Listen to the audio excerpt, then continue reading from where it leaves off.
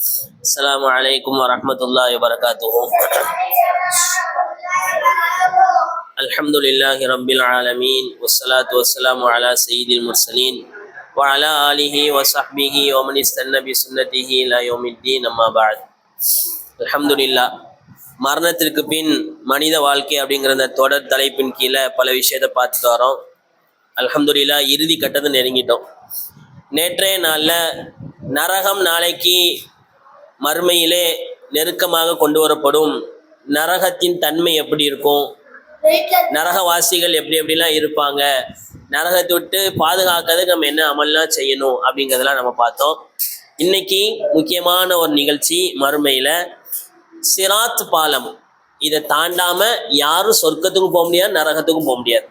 அல்லாஹ் குர்ஆன்ல சொல்றான், சூரத்து மரியம்ல, ஒய்மின்கும் இல்லா வாரிதுஹா, நீங்கள் எல்லோரும் அந்த பாலத்தை கடக்காமல் சொர்க்கத்துக்கோ நரகத்துக்கோ போக முடியாது.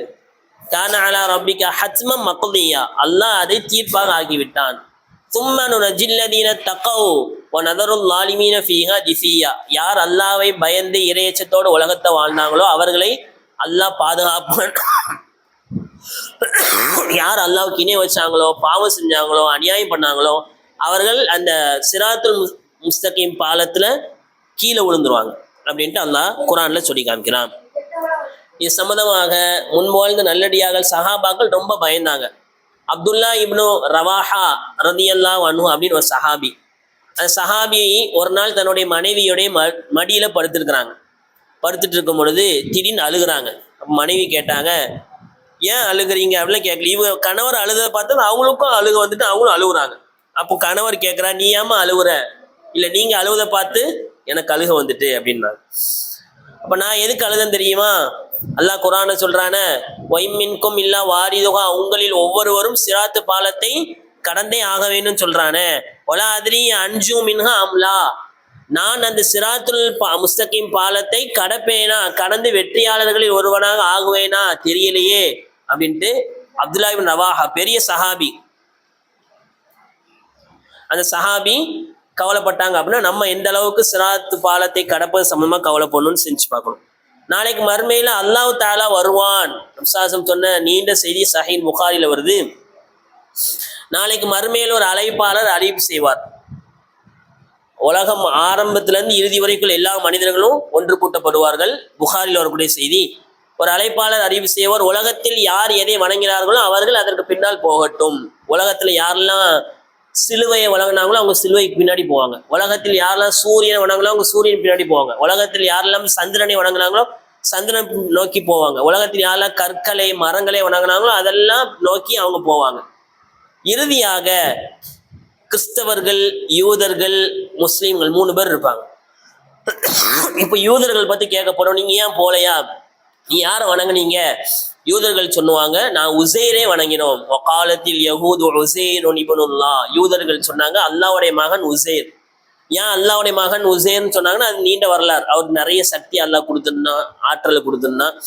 அதனால அவங்க அல்லாஹ்வுடைய மகனாக ஆக்கி அதை வணங்கினாங்க. யூதர்கள் ஒரு பிரிவு. அப்படியா? அப்போ அவங்களுக்கு அதிகமாக தாகம் எடுக்கும்.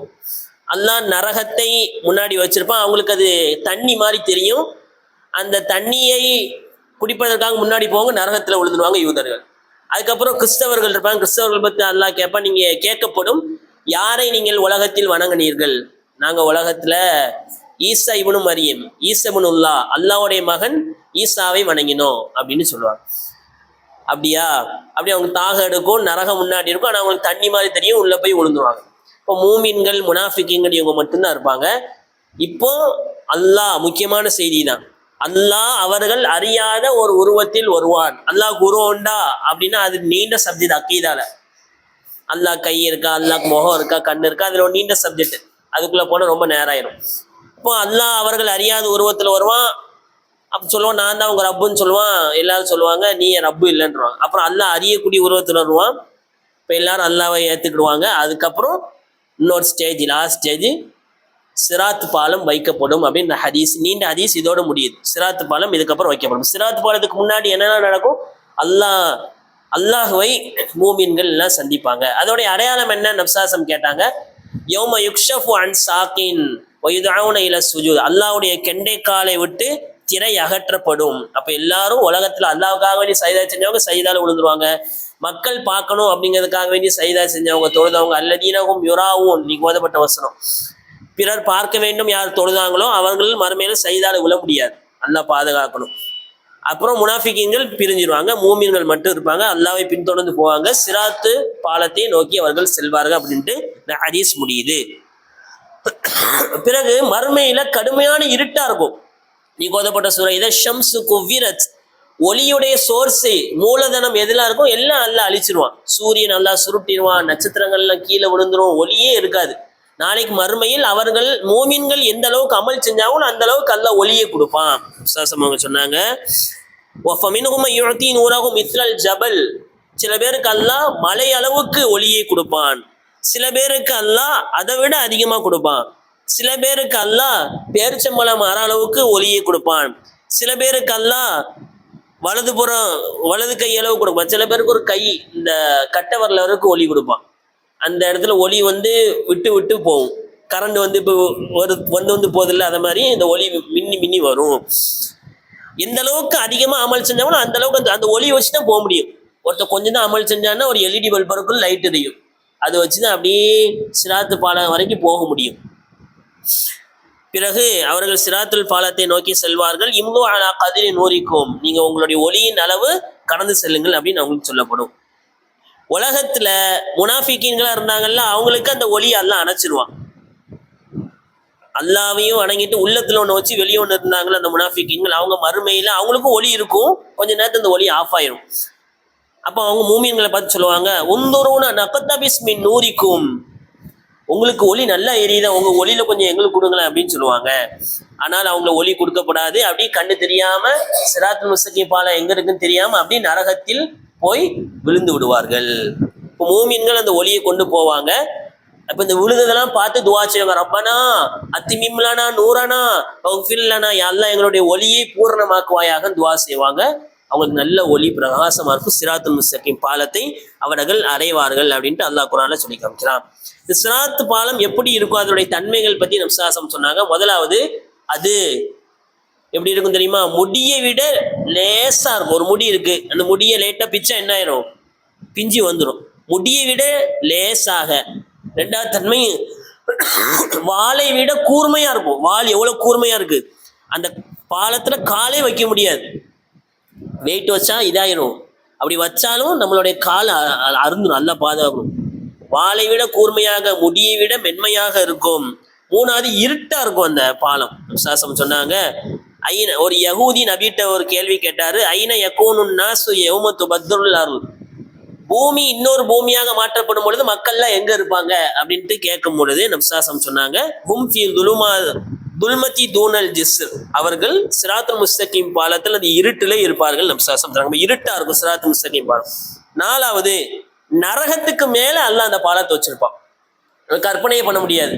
அது எப்படி, இங்க சொர்க்கம் இங்க நரகம்னா ஓகே, நரகம் கீழே இருக்கும், அங்க மேல அந்த சைடு சொர்க்கம் இருக்கும், நரகத்துக்கு மேல அந்த சிராத்து பாலம் இருக்கும் அப்படின்னு நப்சாசம் சொன்னாங்க. அஞ்சாவது அந்த சிராத்து பாலத்தில் நிறைய கொக்கிகள் இருக்கும்.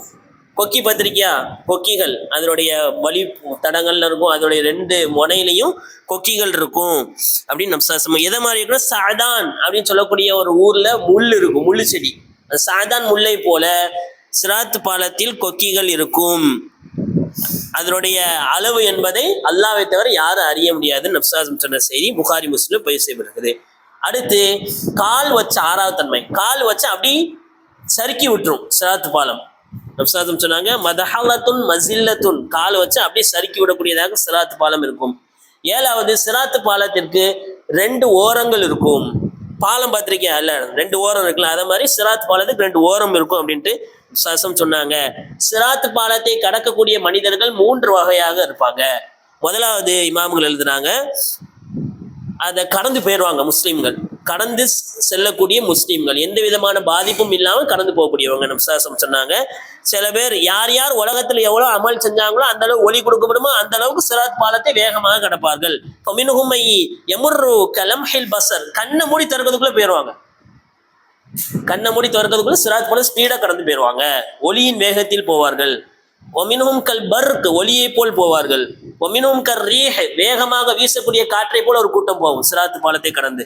ஒமினும் கல் ஃபரசில் ஜவ்வாது வேகமா ஓடக்கூடிய அரபி குதிரை மாதிரி ஸ்பீடா அந்த சிராத்து பாலத்தை கடந்து போவாங்க. ஒமினும் அதுவா ஒரு எதிரியை துரத்திட்டு போனா எவ்வளவு ஸ்பீடா போகும், அத மாதிரி சிராத்து பாலத்தை ஒரு கூட்டம் ஸ்பீடாக கடந்து போகும்.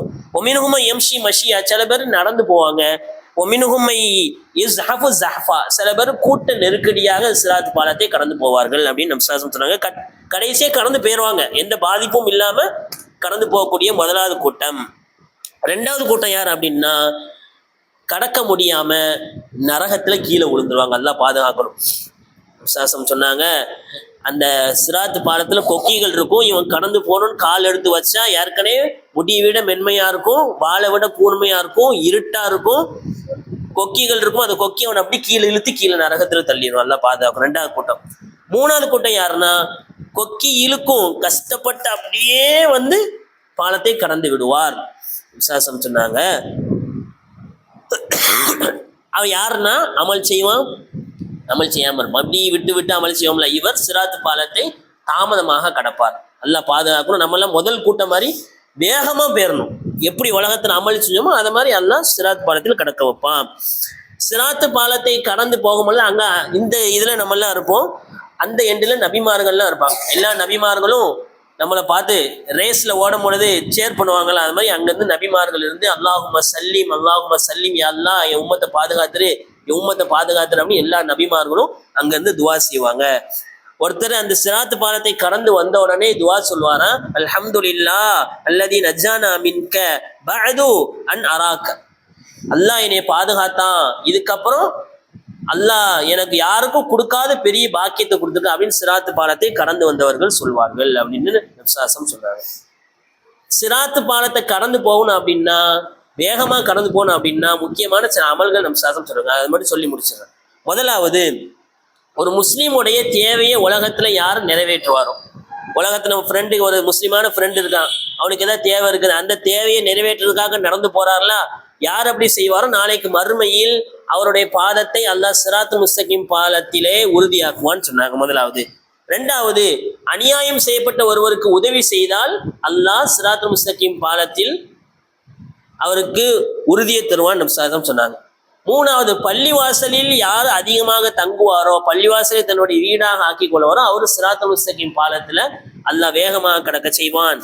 நாலாவது, சிராத்துல் முஸ்தகீம் பாலத்துல ரெண்டு ஓரம் இருக்கா, ஒரு ஓரத்துல அமானிதம் இருக்கும், இன்னொரு ஓரத்துல உறவுகள் நிற்கும். உலகத்துல அவன் அமானிதத்தை பேணி வாழ்ந்தான் அப்படின்னா பாலத்தை கடந்துடலாம், உலகத்துல அவன் உறவுகளை பேணி வாழ்ந்தான் அப்படின்னா பாலத்தை கடந்துடலாம். உலகத்துல அமானிதத்தையும் பேண உறவையும் பேணாம இருந்தான்னா அவனால் சிராத்துல் முஸ்தகீம் பாலத்தை முழுசா கடக்க முடியாது, அது பற்றி விட்டுரும். அப்போ சிராத்துல் முஸ்தகீம் பாலத்தை கடக்கணும் அப்படின்னா அமானிதத்தையும் உறவையும் பேணணும். நாலாவது. அஞ்சாவது விஷயம் இமாம்கள் எழுதுனாங்க, உலகத்தில் நேர்வழியிலே இருந்து நேர்வழியிலே ஒரு மனிதன் இறந்தான் அப்படின்னா சிராத்துல் முஸ்தகீம் பாலத்தை இவன் விண்ணல் வேகத்துல கடப்பான் அப்படின்னு அல்லாம இப்னு கைம் ரஹ்மத்துல்லாஹ் சொல்லி காமிக்கிறாங்க. இப்போ சிராத்துல் முஸ்தகீம் பாலம் இருப்பது உண்மை, சத்தியம். நாளைக்கு மறுமையிலே அது வைக்கப்படும், அது முடிவிட மென்மையாக, வாழை விட கூர்மையாக இருக்கும், இருட்டா இருக்கும், கொக்கிகள்லாம் இருக்கும், நரகத்துக்கு மேலே அது வைக்கப்பட்டிருக்கும், வச்சா காலை வச்சா சறுக்கக்கூடியதாக இருக்கும். அதில் 3 வகையான மனிதர்கள் கடந்து செல்வார்கள். முதல் மனிதர்கள் முழுமையாக கடந்துருவாங்க, ரெண்டாவது அப்படி கீழே விழுந்துருவாங்க, மூணாவது ரொம்ப தத்தக்க புத்தக்க அப்படியே தட்டி வந்துடுவாங்க. சிராத்துல் முஸ்தகீம் பாலத்தை கடப்பதற்கு நபிசாசம் சில அமல்களை சொன்னாங்க. அப்ப இதெல்லாம் நம்ம உலகத்துல செஞ்சோம் அப்படின்னா அல்லாஹ் நம்மளை சிராத்துல் முஸ்தகீம் பாலத்தை மின்னல் வேகத்துல கடக்க செய்வான். எல்லாம் அல்லாஹ் பயங்கரமான சிராத்துல் முஸ்தகீம் பாலத்தை மின்னல் வேகத்தில் கடக்கும் மனிதர்கள் பட்டியலே அல்லாஹ் நம் அனைவரையும் ஆக்கியல் புரிவானாக. ஆமீன். வாஹித் தஅவானா அல்ஹம்துலில்லாஹி ரப்பில் ஆலமீன். அஸ்ஸலாமு அலைக்கும் வரஹ்மத்துல்லாஹ்.